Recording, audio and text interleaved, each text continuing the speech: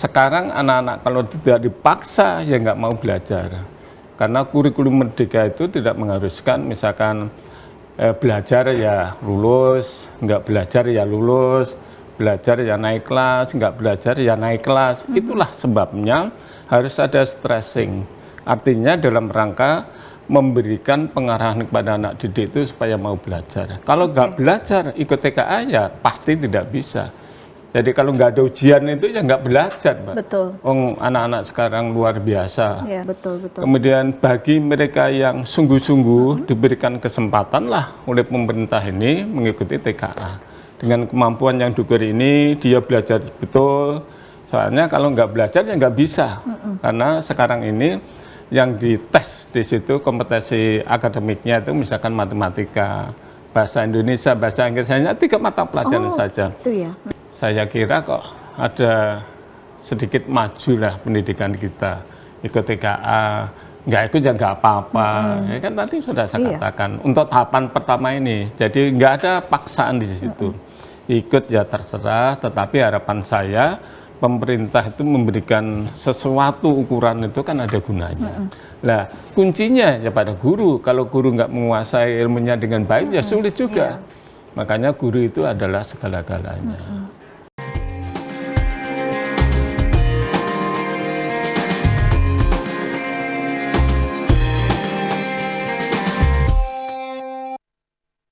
Assalamualaikum warahmatullahi wabarakatuh. Halo dulur Jatim semua, jumpa lagi dalam Jatim Channel Podcast DPRD Provinsi Jawa Timur. Dan tentu saja hari ini kita akan membahas satu tema yang menarik sekali khususnya untuk adik-adik siswa nih. Dimana kita hari ini akan membahas terkait dengan tes kemampuan akademik atau TKA bersama dengan narasumber yang luar biasa yang juga sudah beberapa kali hadir di sini untuk membahas terkait dengan pendidikan. Ada Dr. Haji Rasio MSI, anggota Komisi E DPRD Provinsi Jawa Timur. Assalamualaikum Pak Rasio. Waalaikumsalam Mbak Selka, sehat-sehat. Alhamdulillah, gimana kabar Pak Rasio? Alhamdulillah, sehat juga. Alhamdulillah, luar biasa. Pak Rasio, lagi-lagi kita bicara soal pendidikan karena memang Pak Rasio ini ekspertisnya di sana, pengalamannya banyak sekali di bidang pendidikan. Dan hari ini akan membahas terkait dengan tes kemampuan akademik. Dan dalam hitungan hari ini ada pelajar SD kelas 6, SMP kelas 9, kelas 12 SMA atau SMK ini mengikuti tes kemampuan akademik dimulai dari 3 hingga 9 November 2025 kemarin gitu ya. Nah, dilaksanakan di beberapa gelombang. Ini evaluasinya bagaimana Pak Rasio sejauh ini? Jadi intinya begini Mbak Selka, TKA itu untuk mengukur kemampuan siswa. Kenapa itu diukur secara nasional? Karena pada saat ini ukuran itu adalah ukuran lembaga sekolah, gitu ya. Jadi standarnya itu standar sekolah. Kalau standar sekolah nilai 8 di sekolah tertentu tidak sama bobotnya dengan nilai 8 di sekolah lain. Itulah kalau dulu ada penyelenggaraan ujian nasional, ada evaluasi tahap akhir nasional, kemudian sekarang ada TKA, tetapi TKA itu tidak diwajibkan secara mutlak seperti ujian nasional.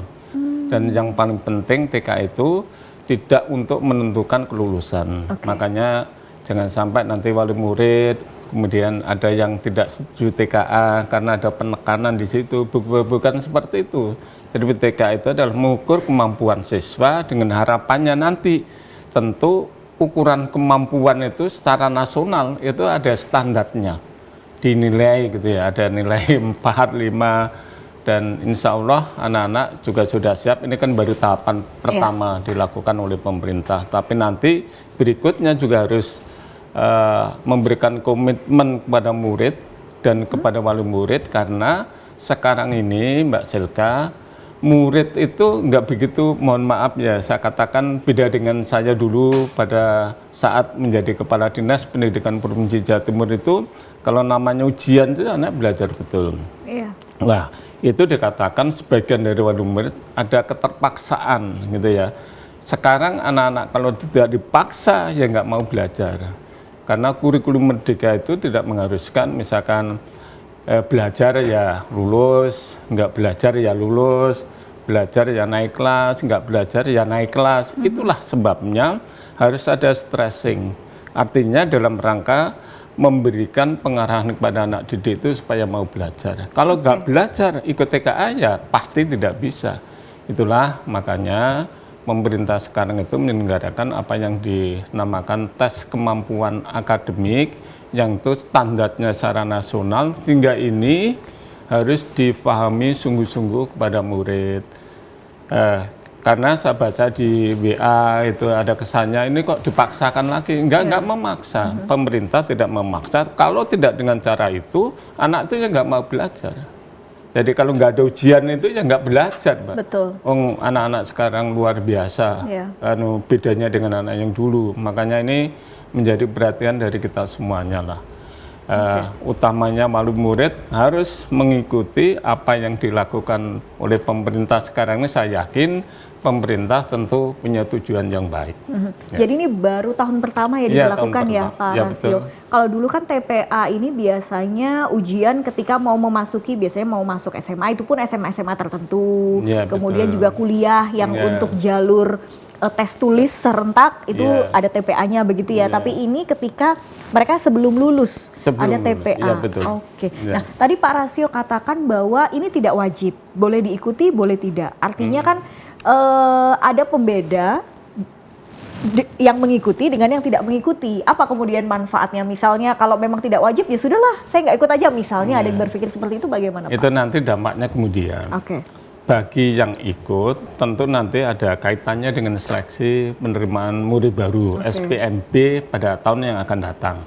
Jadi kalau SPMB itu ada beberapa sistem yang dikembangkan di sana, ada jalur misalkan TKA, ada jalur zonasi, ada jalur prestasi. Prestasi itu bisa prestasi olahraga, prestasi akademik dan lain sebagainya.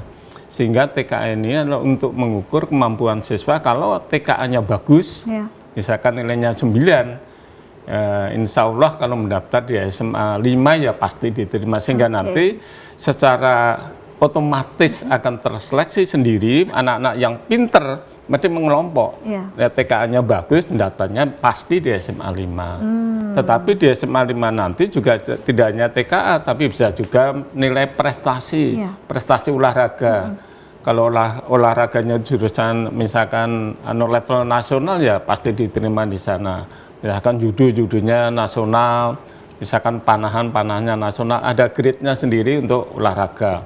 Sehingga nanti penggunaan SPMB itu terkhusus TKA ada sendiri, prestasi anak, kemampuan, nanti ya diukur standarnya dan nilai. Kalau dia nggak ikut TKA, ya otomatis nggak bisa mendaftar dengan jalur TKA.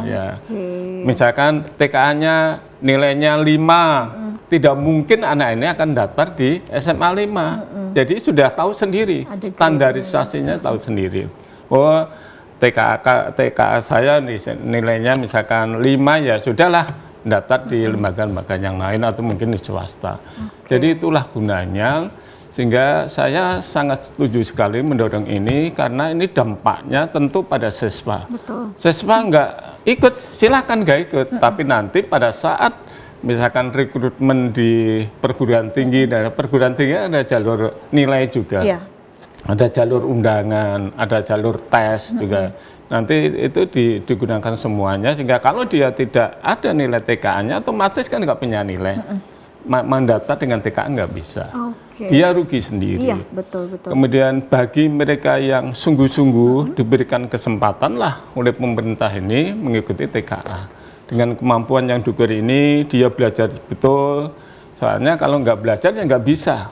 Karena sekarang ini yang dites di situ kompetensi akademiknya itu misalkan matematika, bahasa Indonesia, bahasa Inggris, hanya 3 mata pelajaran saja. 3 mata pelajaran itu sudah bisa mengukur kemampuan anak. Karena sebenarnya semua mata pelajaran itu ada pada matematika, ada pada bahasa Inggris. Kalau bahasa Inggrisnya bagus, mesti anaknya ya paling tidak pinter. Bahasa Indonesia juga demikian, menganalisis sesuatu harus menggunakan bahasa Indonesia yang benar. Sehingga dengan 3 mata pelajaran itu standar kemampuan itu sudah bisa dinilai.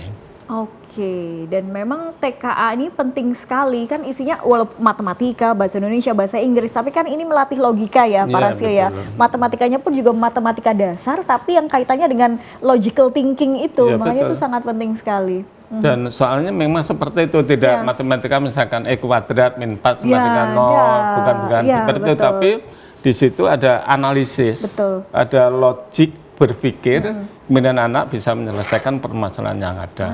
Misalkan contoh SD ya, satu pisang misalkan harganya misalkan Rp20, berapa kalau kita membeli pisang misalkan 10 biji, ya, sedangkan uang yang disediakan Rp100. Jadi ada analisis secara logik, sehingga anak itu tidak misalkan kuadrat min 4 sama dengan 0, X-nya berapa, bukan begitu.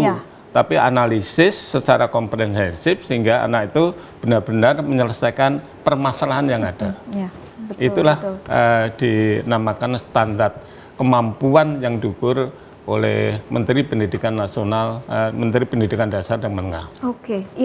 Sepakat Pak Rasio ketika diberlakukan TKA ini ya. Dulu saya zaman sekolah paling suka memang TKA ini, mengerjakan soal-soal yang logik dan lain sebagainya. Kalau dulu ujian nasional Mbak, EPTANAS. Ini untuk yang masuk ke perguruan tinggi itu kan ada tes ini potensi akademik, TPA kan mirip seperti ini ya, mirip seperti TKA itu, Nah Pak Rasio tadi dikatakan bahwa ini bisa berpengaruh nanti ketika ingin masuk ke jenjang berikutnya. Berapa besar prosentasenya? Apakah sudah ditentukan sampai hari ini untuk jalur menggunakan TKA ini? Jadi nanti jalur itu bebas. Jalur itu tentu ada ketentuan dari Menteri Pendidikan Dasar dan Menengah, misalkan jalur SPMB nanti jalur TKA. Tentu menggunakan TKA ukurannya. Misalkan, mohon maaf ya, SMA tertentu menerima 100 siswa. Yang daftar itu dengan jalur TKA itu misalkan 200. Nah, tentu 200 itu di peringkat. 200 itu TKA-nya kan ada yang 9, ada yang 8, ada yang 7, yang nilainya 9 berapa siswa, yang nilainya 8 berapa siswa, kemudian dijumlah, kuotanya berapa, 100, diambil 100 siswa yang peringkatnya nomor 1, 2, 3, 4 sampai 100. Kemudian jatuh nilai yang tertinggi 9, misalkan yang paling rendah katakan 8. Jadi anak yang diterima di lembaga itu menggunakan jalur TKA adalah ini. Jadi nggak bisa, mohon maaf ya, nggak bisa misalkan selundupan, dan itu sangat terbuka sekali. Makanya yang daftar di SMA tertentu yang kualitasnya bagus, mesti anak-anak yang TKA-nya itu. Sekarang misalkan jalur zonasi, ada jalur zonasi. Zonasi itu jarak. Jarak artinya berapa meter dari lembaga ke rumah itu. Tentu yang terdekat diutamakan dulu. Misalkan nanti prestasi TKA-nya mengambil berapa persen, terus jalur zonasinya berapa persen. Bisa digabung gitu, Pak? Iya, jalur prestasinya berapa persen, jumlah semuanya harus 100%. Tentu harapan saya yang terbesar adalah jalur TKA, jangan jalur zonasi. Karena zonasi kan justru zonasi itulah yang menyebabkan sehingga nggak mau belajar. Anak-anak sekarang begitu nakalnya bukan main. Perhatian orang tua juga sangat melelahkan sekali, walaupun orang tua itu peduli tapi anaknya nggak mau belajar dan lain sebagainya. Nah, ketentuan prosentase itu Pak Rasio memang seluruh sekolah sama, misalnya zonasi 20%, prestasi berapa persen, itu semua sama atau tergantung sekolahnya boleh memutuskan? Kelihatannya ditentukan oleh Menteri Pendidikan Dasar dan Menengah. Jadi ketentuannya itu, standarisasinya itu ditentukan oleh Menteri Pendidikan Nasional dan Menengah, kemudian turun kepada Kepala Dinas Pendidikan Provinsi se-Jawa Timur, Indonesia misalkan gitu. Kemudian kalau SMA, SMK, SLB itu kewenangan provinsi. Berarti yang tanggung jawab adalah Kepala Dinas Pendidikan Provinsi. Tetapi kalau SMP, SD, pendidikan anak usia dini itu tanggung jawabnya pemerintah daerah. Berarti yang membuat teknisnya nanti ya Kepala Dinas Pendidikan Kabupaten Kota. Baik Pak Rasio, ini sebetulnya kalau menurut saya pribadi sangat baik sekali begitu, khususnya untuk teman-teman atau adik-adik siswa supaya bisa berpikir lebih kritis, logical thinkingnya terbangun. Tapi Pak, ini juga ada siswa yang sempat mengajukan petisi pada laman change.org yang meminta pemerintah membatalkan TKA karena dianggap sistem ini tekanan nih bagi siswa selain untuk persiapannya juga singkat, 112 hari begitu ya, atau 3,5 bulan, kemudian ada kendala-kendala server ketika simulasi. Jadi ini siswa-siswa kita dihantarkan. Ya namanya orang kan Iya, tanggapan jenengan gimana? Tetapi begini Mbak, sistem yang digunakan pemerintah itu dalam rangka edukasi. Kalau tidak seperti itu, pasti anak nggak belajar. Betul. Kalau ujian sekolah, ujian standarnya itu sekolah, ya seperti itu. Anak sekarang sulit sekali Mbak. Disuruh belajar ya nggak belajar. Karena apa ya? Karena pasti lulusnya itu, pasti lulus, pasti naik kelas, sehingga nggak ada edukasi dalam rangka mendorong kepada siswa itu untuk sungguh-sungguh belajar. Kalau ujian nasional dulu, pada saat ujian nasional itu seperti keterpaksaan untuk mengikuti ujian, ada tekanan seperti yang disampaikan oleh murid tadi. Tapi sebenarnya tidak. Yang namanya manusia di dalam ayat suci Al-Quran juga sudah ada, kalau tidak ditekan, diberikan tanggung jawab, dia nggak mau belajar. Betul. Makanya ini pemerintah itu silakanlah, saya ada program TKA, mau ya terserah, nggak mau ya terserah, tetapi risikonya kalau tidak mau nggak ada nilai TKA, nanti dampaknya pada seleksi penerimaan murid baru. Jadi dampaknya itu. Tapi kalau dia misalkan prestasi dalam bidang olahraga, ya silahkan menggunakan jalur prestasi olahraga. Kan sistemnya banyak. Iya. Kalau misalkan dia menggunakan jalur zonasi, rumahnya itu berapa meter, 50 meter dari lembaga itu jalur zonasi. Jadi digunakan begitu. Kalau TKA ini ya nilai.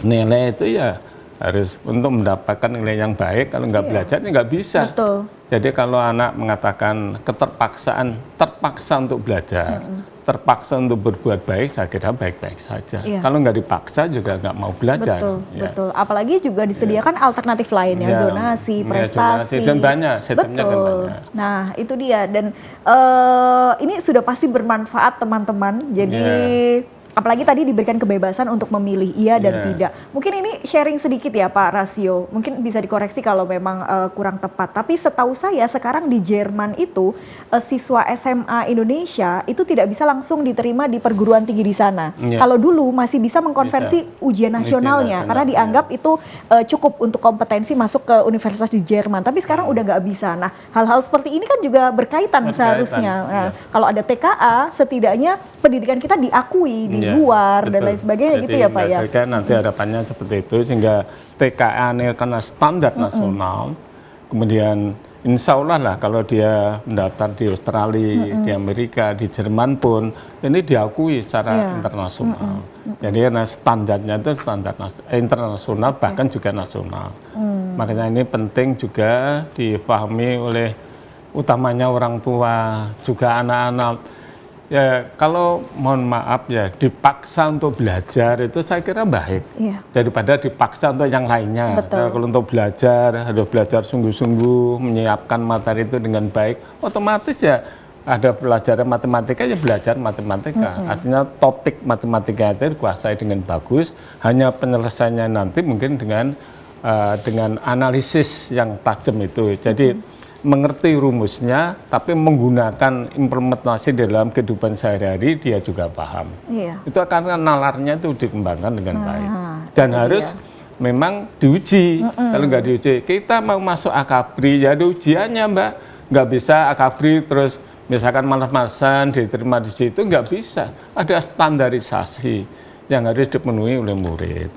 Makanya saya mohon nanti Mbak Selika, tentunya peran serta dari wali murid di dalam, jangan sampai wali murid juga kok ada TKA lagi.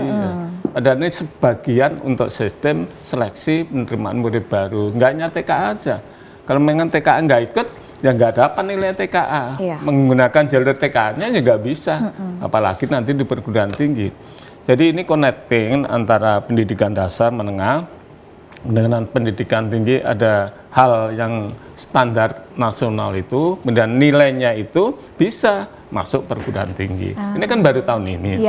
Jadi perguruan tinggi jalurnya kan juga banyak, jalur undangan. Undangan itu mata pelajaran yang sesuai dengan kurikulum di rapot itu sudah diseleksi oleh sekolah, kemudian diusulkan kepada perguruan tinggi, itu pun diseleksi. Jalur undangan 1, kemudian nanti jalur TKA ini, TKA itu yang bagus-bagus, anak-anak SMA itu insya Allah pasti diterima di perguruan tinggi negeri ya. Kemudian jalur yang lain lagi, jalur tes di perguruan tinggi kan ada tes. Jadi tes sendiri yang dilakukan oleh perguruan tinggi. Jadi banyak jalur, sehingga ini adalah merupakan seleksi daripada anak-anak kita yang layak untuk masuk di perguruan tinggi itu. Kalau nggak sesuai dengan standarnya, perguruan tinggi nggak mau nerima. Iya, betul, Ya, betul. jadi itu, nanti harapannya seperti itu. Nah, ini juga perlu diperhatikan. Ya nggak apa-apa lah, kita bersakit-sakit dahulu, bersenang-senang kemudian. Jadi belajar saya kira rajin dulu. sama Mbak, dulu saya waktu sekolah di SMP, di SD ya belajar. Iya. Bahkan mohon maaf ya kalau belajar itu sungguh-sungguh. Padahal orang tua nggak begitu peduli. Sekarang orang tua kan sudah pintar semua, Betul. lihat HP, sudah bisa memberikan pengarahan. Kadang-kadang mohon maaf, karena orang tua terlalu sibuk, perhatian kepada putra-putri yang dicintainya berkurang, sehingga anak itu kelihatannya di kamar tapi buka HP main-main gitu. Apa itu yang dikehendaki? Tentu tidak. Betul. Makanya dengan TKA ini saya kira kok ada sedikit maju lah pendidikan kita. Ikut TKA, nggak ikut ya nggak apa-apa. Ya kan tadi sudah saya katakan untuk tahapan pertama ini. Jadi nggak ada paksaan di situ. Ikut ya terserah, tetapi harapan saya pemerintah itu memberikan sesuatu ukuran itu kan ada gunanya. Jadi kalau ini ya jangan terus ditentang, dipaksa, ya memang belajar kalau nggak dipaksa ya nggak mau belajar. Betul, Ya. betul. Monggo Pak Rasio diminum dulu, kita sambil ngobrol-ngobrol. Betul-betul, kalau memang dipaksa untuk hal baik, saya rasa Saya kira ya nggak apa-apa. nggak apa-apa. Kalau kita lihat di China itu Pak Rasio ya, siswa itu bisa belajar sampai berjam-jam, bahkan dia di perjalanan di kereta aja masih buka buku belajar. Dan kita lihat bagaimana kualitas pendidikan dan anak-anaknya semua.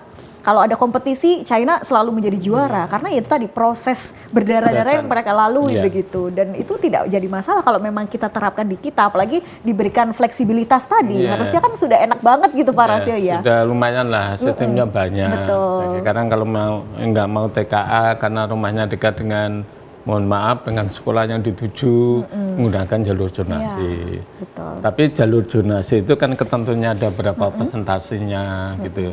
Jadi kalau yang dekat dengan lembaga itu banyak, juga nggak bisa diterima semua. Nah itulah makanya salah satunya TKA mungkin yang paling besar, bisa lebih dari 50%, jalur zonasinya berapa, dan lain sebagainya. Dan itu tentu menunggu kebijakan dari Kementerian Pendidikan Dasar dan Menengah. Oke, nah Pak Rasio, bagaimana upaya dalam memastikan bahwa sistem asesmen dalam TKA itu adil, inklusif, dan juga mungkin berpihak ya pada keragaman potensi peserta didik untuk memperbaiki kualitas pendidikan yang ada? Ya, jadi TKA ini adalah soal-soal yang terstandar secara nasional. Oke. Di pusat itu ada tim, Mbak, tim ahlinya yang membuat naskah itu. Jadi nggak sembarangan, ada litbang khusus, ada penelitian dan pengembangan tentang evaluasi. Nah, jadi dia sudah punya ukuran, misalkan standarisasi TKA, SD seperti apa, SMP seperti apa, SMA seperti apa, SMK seperti apa. Jadi kalau yang sudah ahlinya bekerja di situ ya kita tentu harus percaya. Kalau kita nggak percaya dengan ahlinya juga mohon maaf, makanya di dalam Kementerian Pendidikan Dasar dan Menengah mungkin ada tim litbangnya di sana, kelompok penilaian dan pengembangan, termasuk pengembangan evaluasi. Jadi standarnya itu sudah diukur, mungkin juga sama dikaitkan dengan soal-soal di luar negeri dan lain sebagainya, sehingga nanti lulusan TKA, nilai TKA ini bisa dihargai di tingkat internasional. Itu dia. Pak Rasio, ini kan sudah dilakukan awal November kemarin. Kemudian juga memang ada beberapa siswa yang mengajukan petisi untuk... Termasuk orang tua. Oh, termasuk orang tua Iya, juga, Pak? termasuk orang tua. Tapi kalau secara keseluruhan, Pak, pengamatan jenengan di Jatim sendiri, responnya seperti apa? Ya, tentu tahapan pertama itu sangat baik ya. Ada juga wali murid yang tidak setuju, ada murid yang mengajukan petisi seperti itu. Ini adalah tugas dari Kepala Dinas Pendidikan Kepala Dinas Pendidikan Provinsi Jawa Timur. Sesekali waktu ya kumpulkan Kepala Dinas Kabupaten Kota se-Jawa Timur, kemudian diberikan pengarahan, kemudian Kepala Dinas Pendidikan Kabupaten Kota Jawa Timur kalau perlu yang mengumpulkan wali murid secara sampling, sehingga bisa sosialisasi itu misalkan melalui media TV dan lain sebagainya, karena memang tidak semua wali murid itu paham tujuan TKA itu. Jadi sebelum itu dilakukan ada sosialisasi. Terus kira-kira gunanya ke depan itu seperti apa? Sehingga wali murid, oh itu pengganti dari ujian nasional. Kalau dulu zaman saya Kepala Dinas Pendidikan ujian nasional harus ikut. Ya, kalau nggak ikut ya pasti nggak lulus. Jadi ujian nasional itu untuk menentukan kelulusan. Sehingga ini juga dirasakan memberatkan murid dan wali murid. Tapi kalau ini enggak ikut ya terserah, enggak ikut nanti rugi pada saat seleksi penerimaan murid baru. Dan ini merupakan edukasi yang tidak memaksa, tetapi juga menggelitik gitu ya. Enggak, tak kasih kegiatan TKA. Untuk tahapan ini kan baru tahun pertama, Mbak. Saya yakin nanti tahun kedua pasti semua ikut. Karena kelihatannya memang TK itu betul bagus, misalkan untuk standarisasi juga untuk misalkan seleksi penerimaan murid baru. Nah itu saya mohon Kepala Dinas Pendidikan Provinsi dan Kepala Dinas Pendidikan Kabupaten Kota itu yang harus paham dulu, kemudian ini menyampaikan kepada wali murid melalui rapat juga bisa, melalui sosial media juga bisa, melalui TV juga bisa, sehingga wali murid itu mengerti. Sekarang itu pada umumnya wali murid kurang begitu paham, sehingga ada usulan seperti itu, muridnya juga seperti itu. Kalau murid itu tanggung jawabnya sekolah, jadi murid harus diberikan pengarahan oleh kepala sekolah, atau malah wali kelas. Wali kelas akan menguasai kelas itu, dijelaskan TKA itu ini, dan lain sebagainya, sehingga anak-anak mengerti dan paham. Sehingga anak pasti belajar. Kalau nggak belajar, ya tentu adik-adik nanti nggak dapat nilai itu, nilainya tentu berkurang. Dan itu dampaknya pada seleksi penerimaan murid baru di jenjang pendidikan yang lebih tinggi. Makanya itu penting sosialisasi, dipahami. Kadang-kadang mohon maaf Mbak Selka, kebijakan-kebijakan yang baik ini tidak diserap oleh wali murid, tidak dimengerti oleh anak-anak. Kemudian wali muridnya karena nggak ngerti ya nggak peduli juga. Harapan saya 3 komponen ini, komponen sekolahnya, wali muridnya sendiri harus satu kesatuan yang utuh di dalam memahami kebijakan ini. Kadang-kadang kan kebijakan langsung dari pusat ya gitu digelondongkan gitu aja, wis karmu pokoknya harus ada TKA kan juga nggak bagus. Tapi kalau difahami dulu, dijelaskan, penjelasan juga gampang sekarang, bisa media elektro dan lain sebagainya, sehingga malah dijelaskan melalui HP itu lebih mudah penjelasan masalah TKA oleh kepala dinasnya. Nah, kepala dinas itu sumbernya dari Kementerian Pendidikan Dasar dan Menengah, karena ini kebijakan dari pusat. Jadi rata-rata orang tua maupun siswa yang kemudian menolak ini hanya karena tidak paham sepenuhnya seperti apa gitu ya Pak? Ya, kemungkinan seperti itu. Atau mungkin mereka punya alasan lain gitu yang betul-betul ya bagi mereka menolak begitu. Ya namanya orang banyak gitu ya. Justru karena itu menurut saya pemahamannya kurang, itulah harus diberikan sosialisasi, diberikan pemahaman dasar yang harus dikuasai oleh wali murid dan muridnya sendiri. Murid itu kan tergantung ibu dan bapaknya. Kalau orang tuanya itu memberikan nah ini kan insya Allah anak yang soleh-soleka pasti ikut apa yang disampaikan oleh orang tua. Kecuali kalau anaknya, mohon maaf ya, sekarang anak kan juga pengaruh gadget, pengaruh IT dan sebagainya kan juga agak sulit. Makanya harus ada perhatian secara khusus dari wali muridnya itu ya sesekali memberikan perhatian kepada anak-anaknya. Nah, apakah kamu sudah belajar? Oh, ini besok ada apa? Mata pelajaran apa? Saya ini Mbak Selika, mohon maaf ya, saya punya cucu banyak. Yang di perguruan tinggi aja saya kadang-kadang, Mas, ini kok nggak ada kuliah? No. Kok ini kuliahnya misalkan online? Nah, kan paling nggak tanya aja. Tanya itu berarti memberikan perhatian kepada cucunya ini. Kemudian ada yang lain. Kalau anak-anak kan sudah besar semua, sudah kerja semua, ya cucu itu diberikan perhatian dan dampaknya sangat luar biasa. Mengingatkan misalkan, nak, belajar dulu, baru sholat dan lain sebagainya. Hanya gitu aja, saya kira orang tua nggak ada jeleknya juga sih mengingatkan anaknya, nak kamu sudah sholat, nak kamu sudah belajar, besok itu mata pelajaran apa, hanya gitu aja mengingatkan, kemudian dilihat, kemudian diamati gitu. Kalau anak misalkan terlalu banyak di kamar, kemudian pegang-pegang HP juga perlu ditanyakan. Sekarang itu anak alasannya di kamar belajar, tapi kan bisa misalkan melihat sepintas atau kalau perlu connecting yang hal-hal jelek diputus di situ kan bisa. Jadi ada pengawasan yang sangat bagus oleh wali murid. Saya yakin kalau wali murid memberikan perhatian secara sungguh-sungguh, anaknya juga akan ikut. Ya. Siapa Mbak Selika yang nggak seneng anaknya berhasil, cucunya berhasil, sekolah pinter, dapat juara, itu kan kebanggaan tersendiri. Dan itu nggak sulit sebenarnya mengingatkan waktunya belajar. Saya pasti misalkan maghrib, anak-anak sudah pulang dari sekolah, sudah maghrib, ya, karena saya agama Islam, kemudian sudah belajar, nah besok ada tugasnya sekarang kan online, ya online gitu ya, sehingga kalau ada tugas kerjakan dulu. Betul. Hanya gitu aja, nggak usah selalu nungguin, nggak anak-anak malah ditungguin nggak suka gitu ya, jadi diingatkan aja. Setiap hari nggak ada jeleknya juga. Betul.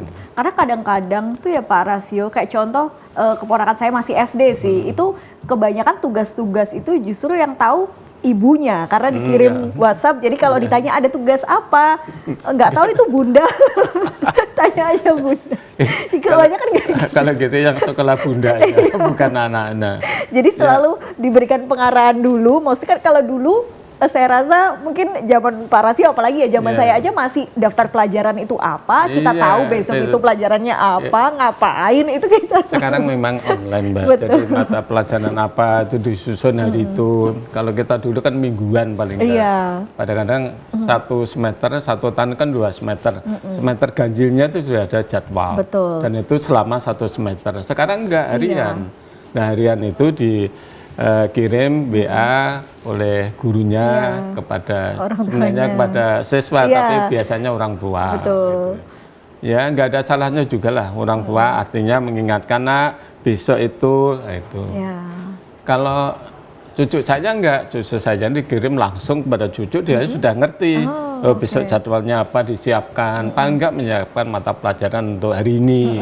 Jadwalnya sudah dikirim kemarin. Gitu.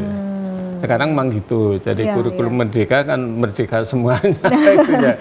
Nah, itu Pak Rasio yang juga ingin saya diskusikan ya dengan Pak Rasio terkait dengan kurikulum merdeka itu. Dulu kan kita ada UN yang memang harus diwajibkan, kemudian kita punya kurikulum merdeka yang merdeka semuanya, diberikan kebebasan anak-anak untuk bisa lebih berekspresi. Belajar itu tidak diberikan tekanan, kadang juga nggak boleh ada PR kalau yang anak-anak usia dini gitu ya, pendidikan usia dini dan lain sebagainya. Kemudian sekarang kita kembali lagi mengarahkan on the track dengan TKA dan lain sebagainya. Nah, gimana Pak Rasio melihat ini? Harusnya kan bagaimana ya, sistem pendidikan kita semakin baik, semakin baik, atau gimana? Kurikulum merdeka itu mohon maaf itu kan zamannya Pak Nadir. Ya.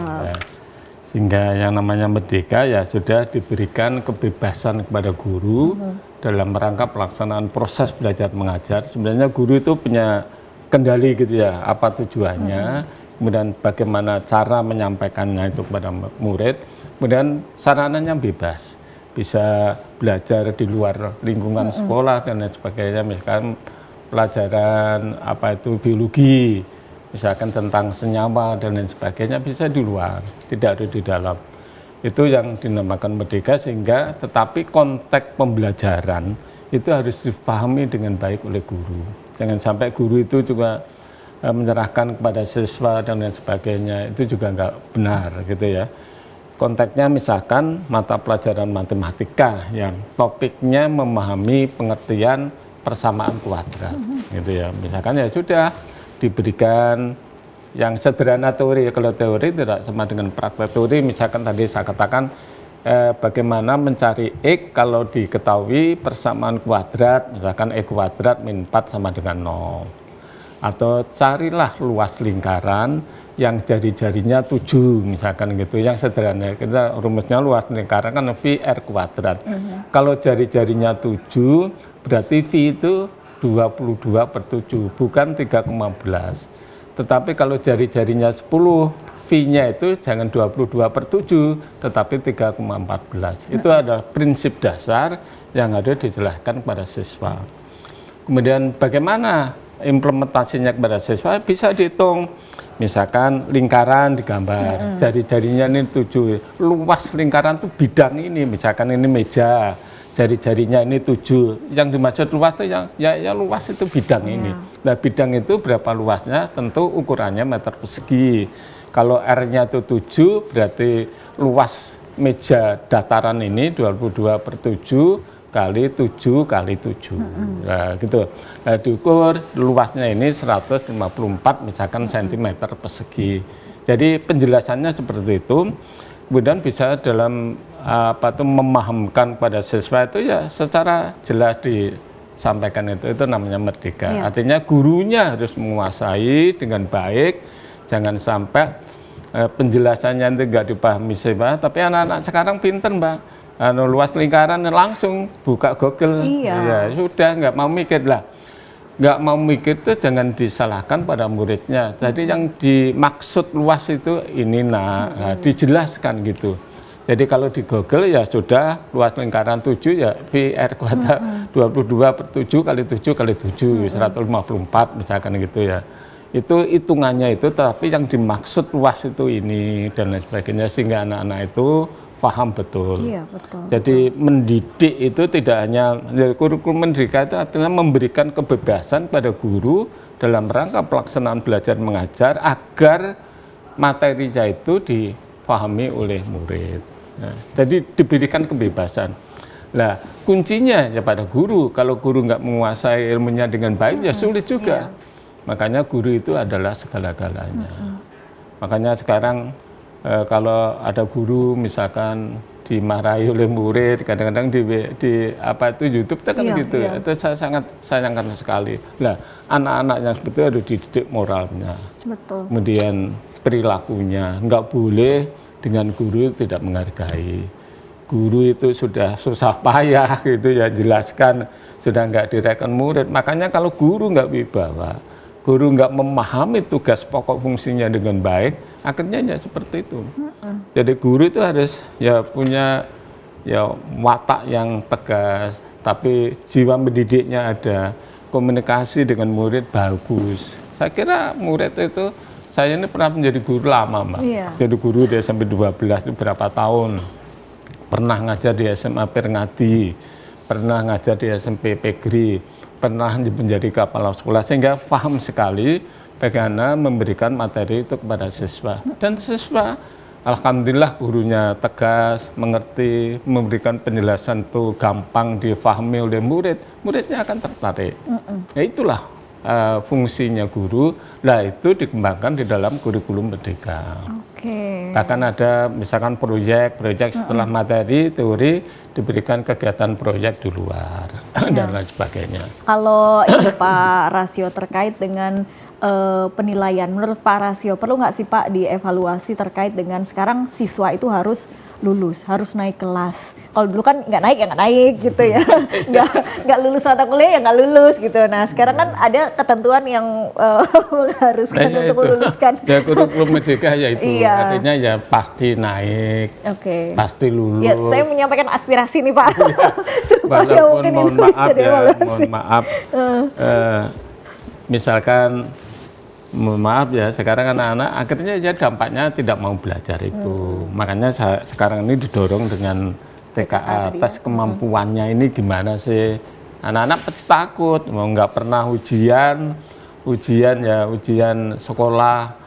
Jadi standarnya itu standar sekolah. Makanya kalau standar sekolah nilai 8 di lembaga itu bobotnya tidak sama nilai 8 di lembaga lain. Itu standar sekolah. Apalagi materi soalnya juga standarnya sekolah. Sekarang enggak. Kalau TKA itu nasional. Jadi itu bedanya. Makanya kalau lulus nggak lulus biasanya yang dilakukan oleh teman-teman ini sesuai dengan petunjuk, Mbak. Jadi oleh ketentuan dari Menteri Pendidikan Dasar dan Menengah, dan sekarang kelihatannya Pak Menteri yang sekarang kan belum berubah secara frontal, dari hanya TKA ini, kemudian pembelajarannya dengan AI dan lain sebagainya, itu Menteri Pak Mukti Ali nanti arahnya ke situ, sehingga anak-anak ya sudah nggak usah dilarang misalkan bawa HP, kalau perlu ya sudah belajar itu dengan HP. Jadi membawa HP tapi digunakan untuk pembelajaran yang baik. Kalau singit-singitan itu juga namanya anak untuk main-main, dan mainnya kadang-kadang hal-hal yang nggak baik. Betul. Jadi memang harus ya ini ya Pak, harus dievaluasi menyeluruh, misalnya memang ada yang kurang supaya pendidikan kita semakin baik gitu ya. Mungkin kalau saya sih lebih sepakat kita dengan metode pembelajaran di China itu Pak, ketimbang kayak Merdeka ini kan seperti Scandinavian country kan, karena memang tidak sesuai dengan karakteristik masyarakat kita kalau menurut saya. Karena kalau dibuat terlalu merdeka, nyantai ya gitu, jatuhnya nyantai ya, berbeda dengan karakteristik mungkin di Scandinavian yang memang sudah dari awal terbentuk bagaimana mereka disiplin dan lain sebagainya. Saya pernah di Beijing, Mbak Silka, melihat pembelajaran sana itu, mohon maaf ya, makan gizi gratis, makannya sudah tertata rapi, anak-anak ya tetap setelah makan itu kemana kegiatannya, olahraga ya begitu, gurunya sudah siap, kemudian sarana prasarananya luas sekali. Di sana itu sekolahnya terintegrasi, jadi antara SD, SMP, SMA, jadi satu komplek itu lapangannya ya luas, lapangan sepak bola. Jadi anak-anaknya juga memang beda. Nah, Pak Prabowo ini kelihatannya akan mengarah ke sana ya. Dari ini baru mulai misalkan makan gizi gratis ya, tantangannya besar, banyak yang keracunan dan lain sebagainya. Ya memang kita harus banyak belajar. Ya, baik. Pak Rasio, terakhir mungkin singkat saja harapan dengan adanya TKA ini otomatis mungkin ingin perbaikan dalam sistem pendidikan kita untuk adik-adik kita, anak-anak kita, bagaimana Pak harapan ke depannya? Ya, tentu pemerintah melaksanakan TKA ini ada tujuannya dalam rangka standarisasi tentang kemampuan murid. Jadi kalau nggak ada standarisasi juga repot juga. Makanya yang penting gurunya, muridnya, wali muridnya merupakan satu kesatuan yang utuh. Dalam rangka proses belajar mengajar itu tidak hanya siswa, tapi ketiga komponen ini, gurunya, wali muridnya, anaknya nggak mau belajar ya tanggung jawab di rumah oleh orang tuanya. Kemudian pada saat anaknya nggak memahami materi dengan baik, itu tugas dari gurunya dalam rangka memberikan penjelasan itu. Penjelasan itu supaya anak-anak mengerti, kalau perlu alat peraga. Malah sekarang dengan sistem AI, jadi anak itu sudah lihat itu, misalkan praktek ngelas itu ya sudah melihat ngelas, bahkan ada alat sarana kemudian secara visual itu dia bisa melakukan praktek itu. Jadi ya itulah makanya di dalam negara ini ya kita tentu taat kepada pemerintahan yang sekarang ini ada, kemudian memahami kebijakan yang dilakukan. Nggak mungkin lah namanya pemerintah melaksanakan kebijakan tidak ada tujuan. Makanya jangan sampai, mohon maaf ya, walaupun kita itu negara demokrasi, sekarang coba ya, misalkan anak nggak mau belajar, nggak ujian, standarisasinya nggak ada, lalu terus gimana? Betul. Kan sulit juga. Di perguruan tinggi aja ada standarisasi, walaupun standarisasi kampus ya, kampus ini mesti diuji. Ya diuji, kalau S1 ya ujian misalkan tes skripsi, S2-nya tesis dan lain sebagainya mesti diuji. Kalau nggak diuji gimana? Kalau nggak diuji dia nggak belajar ya pasti nggak lulus. Dosen yang menguji tentu mempertimbangkan, lu anak ini ditanya kok nggak ngerti. Nah itulah sebabnya maka kita harus sungguh-sungguh walaupun di negara kita demokrasi tidak setuju boleh saja, tetapi kan tujuan ini adalah tujuan yang sangat baik. Dan itu merupakan perhatian secara sungguh-sungguh dari wali murid. Saya tetap menekankan pada wali murid karena sebenarnya pendidikan di sekolah itu hanya berapa jam sih? Yang banyak itu di rumah gitu ya. Di rumah itu tanggung jawabnya ya tanggung jawabnya wali murid. Kalau wali muridnya nggak peduli ya sulit juga. Saya itu walaupun sesibuk apapun, kalau sudah di rumah dengan cucu ya sudah mengingatkan belajar, les ngaji dan lain sebagainya. Insya Allah kalau wali muridnya seperti itu, insya Allah menjadi anak-anak yang soleh-solehah dan insya Allah tentu berguna bagi nusa dan bangsa. Ya. Baik Pak Rasio, terima kasih banyak insight-nya, diskusi yang luar biasa terkait dengan pendidikan berbagai hal ya. Salah satunya juga tentang tes kemampuan akademik yang diberlakukan mulai tahun ini. Semoga bisa bermanfaat dan betul-betul bisa terimplementasi dengan baik ke siswa-siswi kita supaya sistem pendidikan kita juga semakin baik ke depannya. Cecil Kaswarizona, terima kasih. Pak Rasio sekali lagi terima kasih banyak. Sehat selalu Pak. Sukses selalu. Dan untuk sobat atau dulur Jatim semua, terima kasih ya sudah menyaksikan podcast DPRD Provinsi Jawa Timur. Assalamualaikum warahmatullahi wabarakatuh.